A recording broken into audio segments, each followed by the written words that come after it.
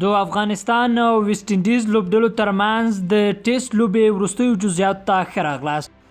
وړاندې افغانستان لومړنۍ پاڼۍ کې 180 نمبر وکړل چې له ډلې یې جاوید احمدي 19، حمزه هوتک 14، افسر ززي 32، همدارنګه د دوی له لورې کورینوال 7 ویکټ واخیستي، 15 رنز یې ورکړل.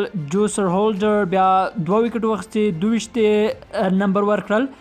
وروسته افغان لوبډلې کله چې په 180 ټول آوټ شول، هغې وروسته ویسټ انډیز لوبډله بیټینګ ته راووته. ویسټ انډیز بیا په 270 آل آوټ یعنې ټوله لوبغاړي وسوځېدل په 270 رنزو چې بروکس 111 نمبر وکړل په 214 بلونو چې ښه تر ټولو لوبغاړو ښه وځلید. همدارنګه کومپل 55 منډې وکړې، ډورنویچ بیا 42 منډې وکړې.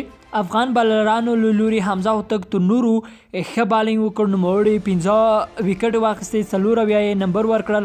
راشد خان چې تر ډېره تمه کېده په ټیسټ لوبه کې 3 ویکټ واخیستې، 14 رنز وکړل. ظهیر خان ښه ونه ځلید، 2 ویکټ واخیستې او 53 نمبر ورکړل.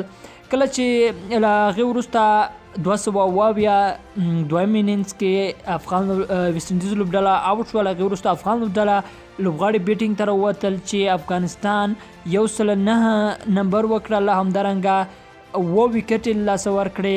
همدارنګه جاوید احمدي 62 رنز وکړل، ابراهیم ځدران 23، همدارنګه نصر جمال 15 رنز وکړل.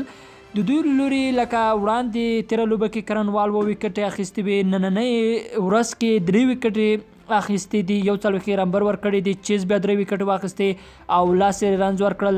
یو احسان جنت په رن آوټ کې له لاسه مو ورکړ. نو که موږ او تاسو فکر وکړو نو 180 رنز د دوی زموږ نه زیات دي. افغانستان اوس 109 منډې لري، د څو منډې موږ وړاندې یو.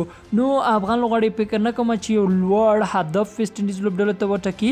ویسټ انډیز لوبډله به یې ډېر په اسانۍ سره پوره کړي، یعنې تقریبا 15 رنز دوی له افغانستان کړي دي د ویسټ انډیز لپاره. اوس په افغانستان ټارګټ ټاکي. نو ګورو به سبا ته چې افغانستان کولی شي چې د ویسټ انډیز لپاره یو لوړ هدف وټاکي او یا نه.